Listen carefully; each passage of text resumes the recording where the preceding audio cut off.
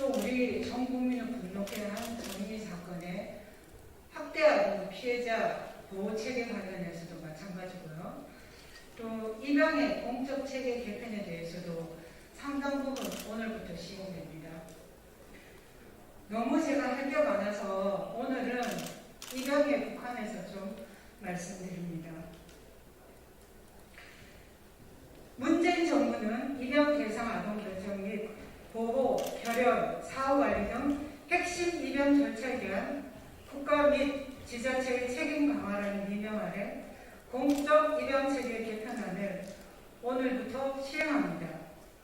지난 70여 년간의 입양 역사 속에서 정부는 제대로 된 입양 통계조차 구축하지 못하고 있습니다.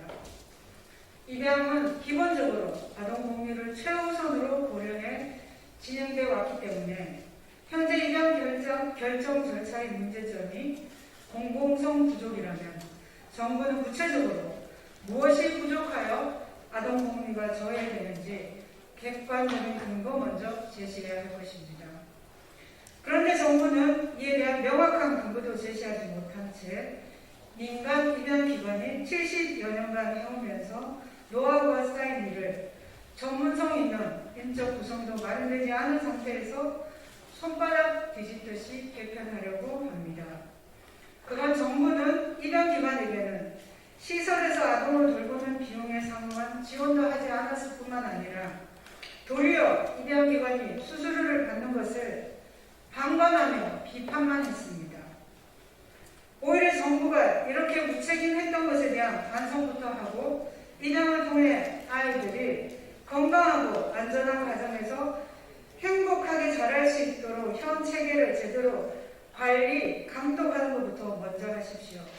그것이 엄마 아빠를 비롯한 가정을 기다리는 대한민국 아동들에 대한 정부의 책무입니다. 오늘부터 입양체계 개편에 따라 입양 절차별 수행 주체가 기존 입양기관에서 지방자치단체로 전면 변경되면서 친생부모, 특히 임신한 미혼모 및 아동, 영유아를 포함한 상담은 각 지자체에 배치된 아동보호 전담요원이 수행하고 입양 대상 아동 결정도 각 지자체의 사례결정위원회에 상정하여 추진하게 됩니다. 그런데 문제는 각 지자체의 사례결정위원회가 아직 전부 구성되어 있지도 않다는 점입니다. 사례결정위원회는 그간 각 기초단체장인 위원장인 아동복지심의위원회가 형해화된 탓에 학대 피해 아동 등 보호 대상 아동에 대한 신속한 조치가 어려웠던 탓에 이를 해결하기 위해 전문가로 구성된 소위원회를 신설한 것입니다. 보건복지부는 지난해 11월 18일 법안심사 소위에서 시행 3개월 전까지 준비하겠다고 하였으나 정부 222개 시군구 중 167개가 6월에 들어서야 불이 나게 구성을 했고 32개 시군구는 7월 중 22개 시군구는 8월 이후에나 설치될 예정이라고 합니다. 이것부터가 스스로 졸속임을 증명하고 있습니다. 이번 개편안의 큰 골자 중 하나는 입양과 같이 중요한 아동에 대한 입양 대상, 보호 대상 아동, 특히 학대 피해 아동 등의 가정 위탁 내지 시설 입소 및 퇴원 등 결정을 공적인 심의 기구를 통해 확정하겠다는 것인데 실제로는 이를 심의원회조차 아직 구성되고 있지 않은 곳이 많다는 겁니다. 심지어 보건복지부는 각 지자체의 사례결정위원회 위원이 어떻게 구성되어 있는지 전체 현황을 취합, 관리하고 있지도 않고 모든 것을 그냥 지자체가 알아서 해라는 입장입니다.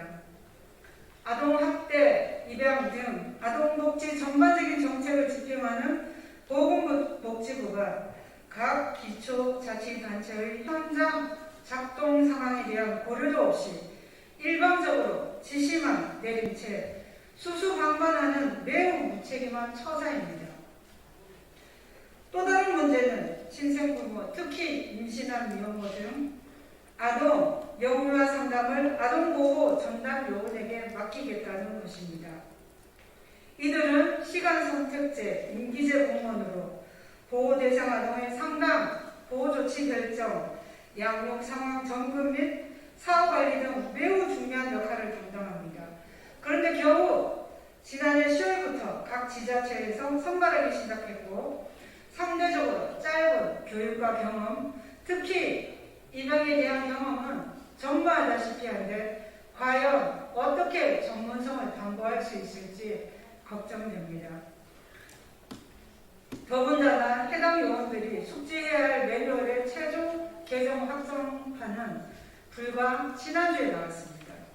개편되는 업무 지침을 제대로 교육받았는지 현장에서의 적용과 시뮬레이션 기법은 한 번이라도 돌려봤는지 이들의 전문성 부재가 낳을 일선 현장에서의 혼란은 불보듯 뻔합니다. 인력도 제대로 확보되지 않았습니다. 사업을 수행할 요원들은 각 지자체당 적게는 1명부터 많게는 3명 정도에 불과하고 아예 1명도 배치되지 않은 지자체도 있습니다. 입양 업무뿐만 아니라 불특정하게 산발적으로 일어나는 학대 피해 아동에 대한 신속한 입소 및 사후 서비스, 퇴소 조치도 전문성 있게 즉각적으로 수행할 수 있을지 의문이 듭니다.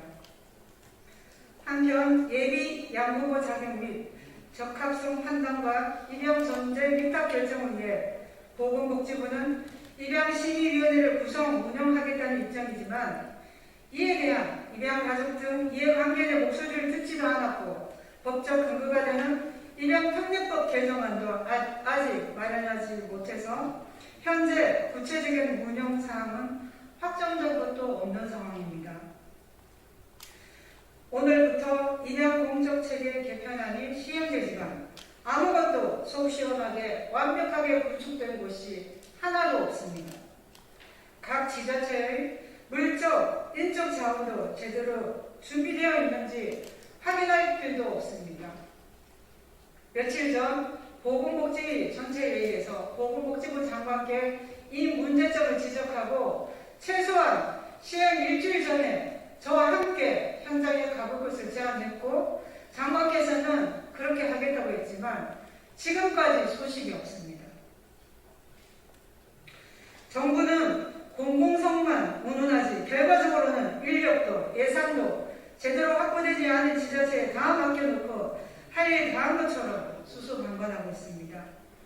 당장 오늘 전국 주요 대도시 기초자치단체에 입양상담 전화를 해봤는데 대부분 받지 않거나 다시 전화를 주겠다고 할 뿐 회피하고 있는 상황이 벌어지고 있습니다. 심지어 입양기관에서 며칠 전부터 신규 입양 절차를 중단하면서 구청을 연결해주자 입양 상담을 진행하는 임산부가 베이비박스에 신생아를 유기하는 일이 발생하고 있습니다.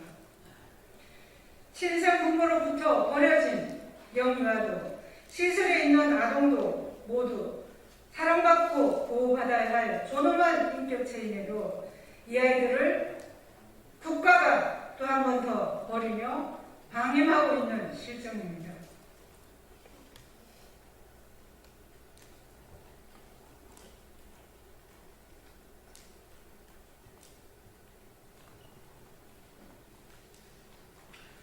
정부 당국자는 단 한 번이라도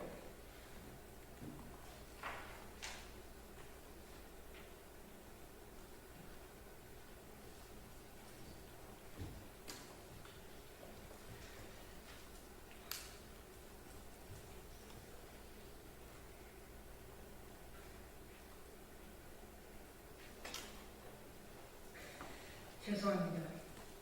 정부 당국자는 단 한 번이라도 이 안타까운 아기들을 진심으로 가슴에 담아본 적 있나요?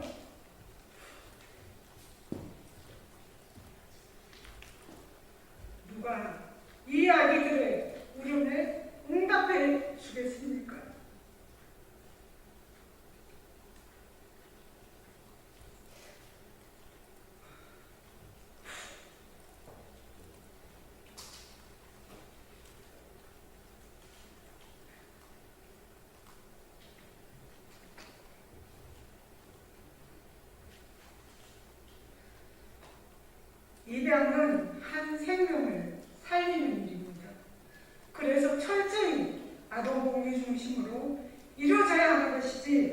정치적 또는 이념적 선택에 의해 급격하거나 극단적으로 입양 체계 개편이 시도되면 안 됩니다. 이러한 선택으로 파생되는 부작용은 정부 당국의 정책 결정자가 반드시 책임져야 할 것입니다. 정부에 촉구합니다. 아직 늦지 않았습니다. 현재 정부가 성급하게 공적 입양 체계 개편을 시도한 것에 대해 전문성이 없음을, 부족함을 인정하고 지금이라도 입양 체계 개편 시행을 전수 재점검한 후에 실효성 있는 대비책을 강구할 것을 강력하게 촉구합니다.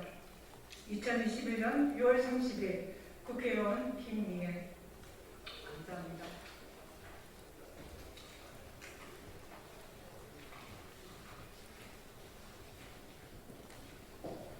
혹시 여기서 질문을 있으면 제가 받고 가겠습니다.